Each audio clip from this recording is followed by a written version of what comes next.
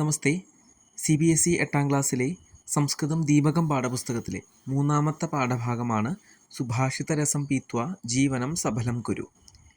നമ്മൾ കഴിഞ്ഞ വീഡിയോയിലൂടെ ഈ ഒരു പാഠഭാഗം ആരംഭിച്ചിട്ടുണ്ടായിരുന്നു. അതിൻ്റെ തുടർച്ചയാണ് ഈ വീഡിയോ. അപ്പോൾ ആദ്യത്തെ 3 ശ്ലോകങ്ങൾ വരെ നമ്മൾ മുമ്പത്തെ വീഡിയോയിലൂടെ മനസ്സിലാക്കി പഠിച്ചു കഴിഞ്ഞു. ഈ ഒരു വീഡിയോയിലൂടെ തുടർന്നുള്ള മറ്റുള്ള ശ്ലോകങ്ങളാണ് നമ്മൾ ഡിസ്കസ് ചെയ്യാനായിട്ട് പോകുന്നത്. അപ്പോൾ നമുക്ക് സമയം കളയാതെ നമ്മുടെ വീഡിയോയിലേക്ക് കിടക്കാം. 4ാമത്തെ ശ്ലോകം.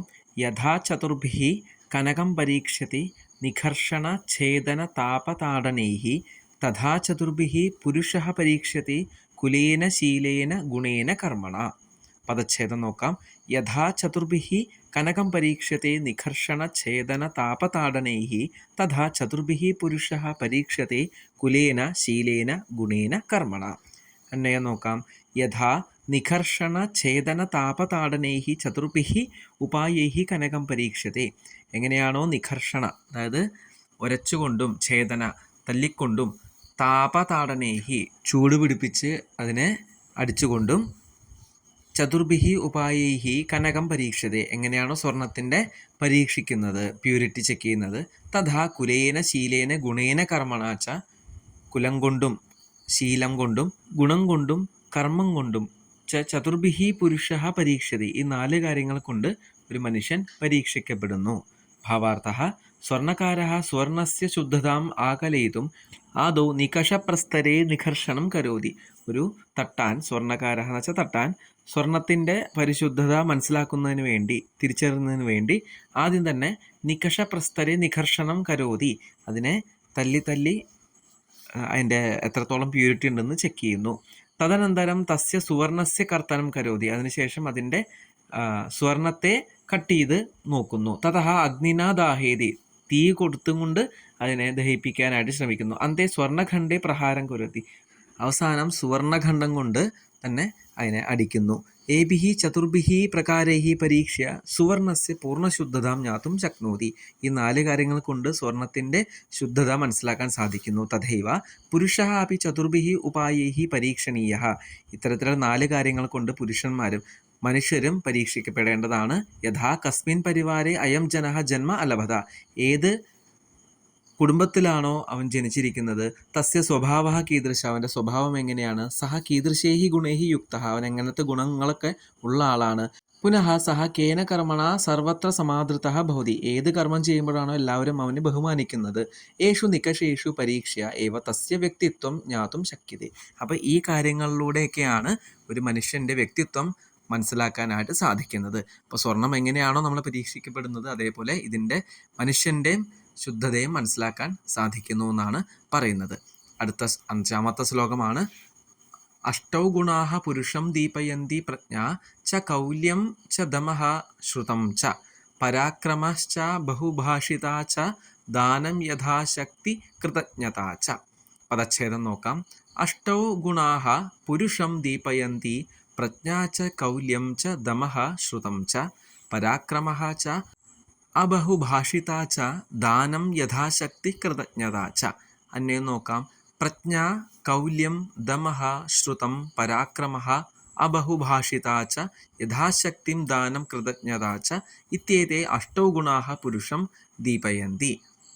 അതായത് പ്രജ്ഞ എന്ന് വെച്ചാൽ ബുദ്ധി, കൗല്യം എന്ന് വെച്ചാൽ കുലമഹിമ, ദമഃ എന്ന് പറഞ്ഞാൽ ഇന്ദ്രിയത്തെ കൺട്രോൾ ചെയ്യുക, ശ്രുതം എന്ന് പറഞ്ഞു കഴിഞ്ഞാൽ ശാസ്ത്രത്തിലുള്ള പാണ്ഡിത്യമാണ്, പരാക്രമഃ സാഹസം, അബഹുഭാഷിത എന്ന് പറഞ്ഞു കഴിഞ്ഞാൽ മിതമായിട്ടുള്ള സംസാരമാണ് അബഹുഭാഷിത, ച യഥാശക്തി ദാനം, നമ്മുടെ ശക്തി അനുസരിച്ച് നമ്മുടെ കഴിവനുസരിച്ചുള്ള ദാനം ചെയ്യുക, കൃതജ്ഞത എന്ന് വെച്ചാൽ നന്ദി, ച ഇത്യേതേ അഷ്ടോ ഗുണാഃ പുരുഷം ദീപയന്തി. ഈ 8 ഗുണങ്ങൾ ആർക്കാണോ ഉള്ളത് ആ മനുഷ്യനെ ദീപയന്തി എന്ന് പറഞ്ഞാൽ എല്ലാവരാലും ബഹുമാനിക്കപ്പെടുന്നു, അല്ലെങ്കിൽ എല്ലാവരാലും സമ്മതനാകുന്നു, സർവസമ്മതനാകുന്നു എന്നൊക്കെ പറയാം.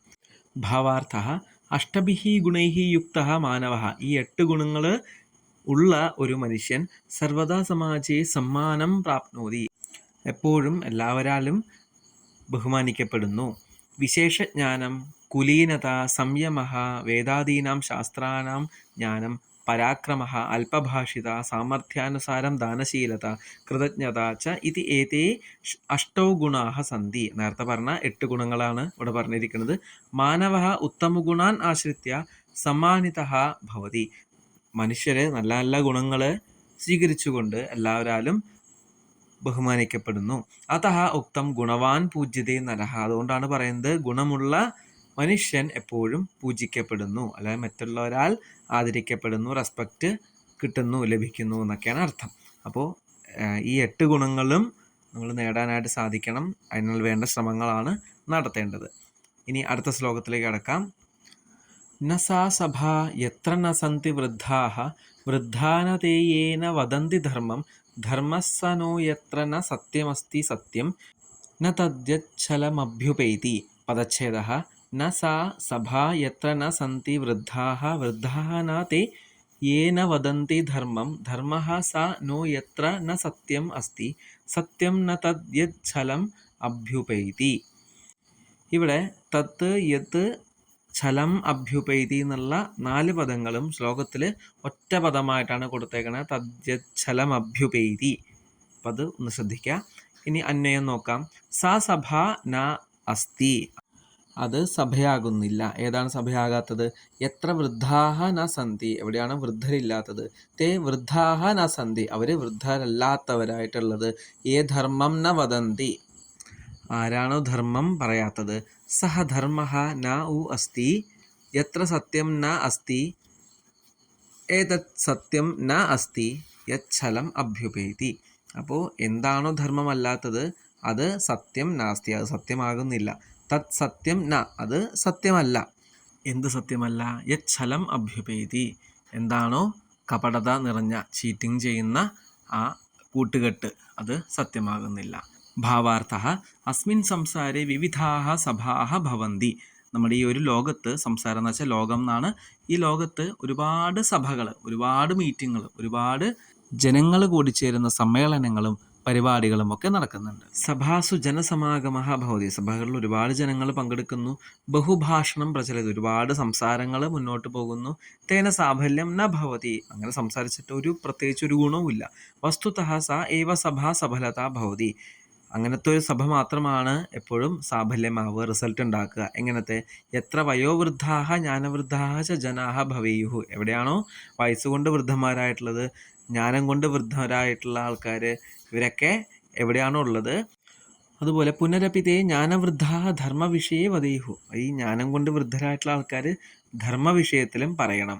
ധർമ്മസംബന്ധായാം ചർച്ചായാം സത്യം ഏവ വക്തവ്യം. ധർമ്മസംബന്ധിയായിട്ടുള്ള കാര്യങ്ങളിൽ സത്യം മാത്രമേ പറയാൻ പാടുള്ളൂ. യത് സത്യം തദ്യുക്തം ഭവേത് നതു ഛലനായുക്തം ഇതി. അപ്പോൾ ഏത് സത്യമാണോ അത് മറ്റുള്ളവരെ വഞ്ചിക്കുന്നതും മറ്റുള്ളവരെ പറ്റിക്കപ്പെടുത്തുന്നതും ആയിട്ടുള്ള സത്യങ്ങൾ അതൊരിക്കലും പറയാനും പാടില്ല.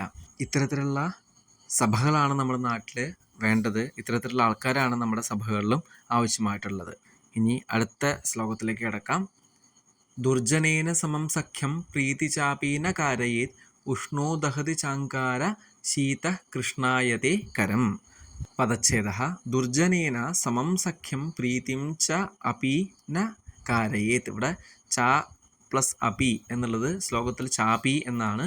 ന കാരയേത് ഉഷ്ണഃ ദഹതി ച അങ്കാരഃ ശീതഃ കൃഷ്ണായതേ കരം. അന്വയം നോക്കാം. ദുർജനേന സമം സഖ്യം പ്രീതിം ച അപി ന കാരയേത്. അതായത് ദുർജനന്മാരോടു കൂടിയുള്ള സഖ്യം, ഫ്രണ്ട്ഷിപ്പ് നമുക്കൊരിക്കലും നല്ലതല്ല. ഉഷ്ണഃ അങ്കാരഃ ദഹതി ശീതഃ ച കരം കൃഷ്ണായതേ. ചൂടുള്ള ഒരു കനൽ നമുക്ക് എത്രത്തോളം പൊള്ളിക്കുന്നോ അതേപോലെ തന്നെ ആ ചൂടാറുമ്പോൾ നമ്മളെ കൈയിനെ കരിയാക്കാനും ഈ ഒരു കനൽ ധാരാളമാണ്. അതേപോലെയാണ് നമുക്ക് ദോഷകരമായിട്ടുള്ള കാര്യങ്ങൾ മാത്രമേ നമ്മുടെ ഈ ദുർജനന്മാർ ചെയ്യുള്ളൂ എന്നാണ് ഈ ശ്ലോകം കൊണ്ട് ഉദ്ദേശിക്കുന്നത്. ഭാവാർത്ഥം നോക്കാം. ദുർജനേന സഹ മൈത്രിം ന കരണീയ. ദുർജന്മാരുടെ കൂടെ മൈത്രിയും ഫ്രണ്ട്ഷിപ്പ് ഒരിക്കലും ചെയ്യാൻ പാടില്ല. യതോ ഹി ദുർജനഃ വിശ്വാസയോഗ്യഃ ന ഭവതി. ദുർജന്മാരെ ഒരിക്കലും വിശ്വാസയോഗ്യരല്ല എന്നാണ് പറയുന്നത്. ദുർജനേന സഹ ബന്ധുത പ്രീതിഹീന കരണീയ. ദുർജനന്മാരായിട്ടുള്ള ബന്ധുത്വവും അവരെ സന്തോഷിപ്പിക്കുന്ന രീതിയിലുള്ള കാര്യങ്ങളും സംസർഗങ്ങളും ഒന്നും ചെയ്യേണ്ടതില്ല. യതഃ തസ്യ ദുർജനസ്യ മുഖേ മാധുര്യം പരം ഹൃദയേ കപടതാ ഭവതി. അവരുടെ മുഖത്തിലെ വായിൽ നിന്ന് മധുരമായിട്ടുള്ള വാക്കുകൾ കേൾക്കാമെങ്കിലും ഹൃദയത്തിലെ മനസ്സിൽ കപടത മാത്രമേ ഉണ്ടാവുള്ളൂ. അങ്കാരഃ ഉഷ്ണഃ ഭവതി ചേത് താപേന കരം ജ്വാലയതി. നമ്മുടെ കനൽ നന്നായിട്ട് ചൂടായിട്ടിരിക്കുമ്പോൾ നമുക്ക് ചൂടേൽക്കുന്നു, പൊള്ളലേൽക്കുന്നു. പക്ഷേ പുനഃ യദി സഹ അങ്കാരഃ ശീതളഃ അസ്തി തഥാപി ഹസ്തം മലിനം കരോതി. ഇതേ കനൽ തന്നെ ചൂടാറുമ്പോഴോ നമ്മുടെ കൈകളെ കരിയാക്കുന്നു, മലിനമാക്കുന്നു. തഥൈവ ദുർജനഃ സർവദാ ഏവ അനിഷ്ടം കരോതി കാരയതി ച. ഇതേപോലെ തന്നെ ദുർജനന്മാരും നമ്മളെ കൊണ്ട് അനിഷ്ടകരമായിട്ടുള്ള കാര്യങ്ങൾ ചെയ്യിപ്പിക്കുന്നു, അവർ അത്തരത്തിലുള്ള കാര്യങ്ങൾ ചെയ്യുന്നു. അതഃ വിദ്യയാ അലങ്കൃതോപി ദുർജനഃ പരിഹർത്തവ്യ. അതിനാൽ വിദ്യ അലങ്കാരമാക്കിയിട്ടുള്ള ഒരാളാണെങ്കിൽ പോലും, അതായത് നല്ല ജ്ഞാനിയാണെങ്കിൽ പോലും ദുർജനാണെങ്കിൽ നമ്മളവരെ ഒഴിവാക്കണം എന്നാണ് പറയുന്നത്. അടുത്ത ശ്ലോകത്തിലേക്ക് കിടക്കാം. യഥാ ഹേകേന ചക്രേണ ന രഥസ്യ ഗതിർഭവേത് ഏവം പുരുഷകാരേണ വിനാ ദൈവം ന സിദ്ധ്യതി. പദച്ഛേദഃ യഥാ ഹി ഏകേന ചക്രേണ ന രഥസ്യ ഗതിഃ ഭവേത് ഏവം പുരുഷകാരേണ വിനാ ദൈവം ന സിദ്ധ്യതി. ഇതിലെ പദച്ഛേദത്തിൽ യഥാ ഹി ഏകേന എന്നുള്ളത് ഹേകേന എന്നാണ് ശ്ലോകത്തിൽ. അപ്പോൾ നമ്മൾ പദച്ഛേദം ചെയ്യുമ്പോൾ ഹി അധികം ഏകേന ഹേകേന ചക്രേണ രഥസ്യ ഗതിഃ ഭവേത്, ഗതിർ ഭവേത് എന്നാണ് ശ്ലോകത്തിൽ. നമ്മൾ പദച്ഛേദം ചെയ്യുമ്പോൾ ഗതിഃ അധികം ഭവേത്. ഇങ്ങനെ രണ്ട് പദങ്ങൾ ശ്രദ്ധിക്കുക. ഇനി അന്വയം നോക്കാം. യഥാ ഹി ഏകേന ചക്രേണ രഥസ്യ ഗതിഃ ന ഭവേത് ഏവം പുരുഷകാരേണ വിനാ ദൈവം ന സിദ്ധ്യതി. അതായത് എങ്ങനെയാണോ ഒരു ചക്രം കൊണ്ട് മാത്രം രഥത്തിൻ്റെ ഗതി നേരായ പാതയിലൂടെ പോവാത്തത്, അതേപോലെ തന്നെ പുരുഷകാരേണ വിനാ ദൈവം ന സിദ്ധ്യതി. ഒരു പുരുഷൻ്റെ പ്രയത്നം ഇല്ലാതെ ഒരിക്കലും ഭാഗ്യം കൊണ്ട് മാത്രം നമ്മുടെ നേട്ടങ്ങൾ നേടാനായിട്ട് സാധിക്കില്ല എന്നാണ് പറയുന്നത്. ഭാവാർത്ഥഃ രഥസ്യ ഗതിഃ ചക്രദ്വയേന ഏവ സമ്യക് ഭവതി. രഥത്തിൻ്റെ ആ മാർഗം, ആ പോകുന്ന രീതി എന്ന് പറയുന്നത് രണ്ട് ചക്രങ്ങൾ ഉരുണ്ടുകൊണ്ടാണ്. ഏകേന ചക്രേണ രഥസ്യ ഗമനം ന സംഭവേത്. ഒരു ചക്രം കൊണ്ട് രഥത്തിന് മുന്നോട്ട് പോകാനായിട്ട് സാധിക്കില്ല. രഥസ്യ ഗതിഃ സ്ഥഗിതാ സ്യാത്. രഥത്തിൻ്റെ ആ മുന്നോട്ട് പോക്ക് സ്റ്റോപ്പാവും. പുരുഷാർത്ഥേന വിനാ ഫലം ന സിദ്ധ്യതി. പുരുഷൻ്റെ അർത്ഥം കൊണ്ട് അല്ലെങ്കിൽ പുരുഷാർത്ഥം ഇല്ലാതെ ഒരിക്കലും ഫലം സിദ്ധിക്കില്ല. ഭാഗ്യേ സ്ഥിതേപി ഉദ്യോഗേന ഇവ ഫലം ലഭ്യതേ. ഭാഗ്യം ഉണ്ടെങ്കിൽ പോലും പരിശ്രമം കൊണ്ട് മാത്രമേ നമുക്ക് ഫലം സിദ്ധിക്കുകയുള്ളൂ. അത്ര അനുഭൂയതേ യത് പ്രയത്നഃ ഭാഗ്യം ച മാനവരഥസ്യ ദ്വേ ചക്രേ സ്തഃ.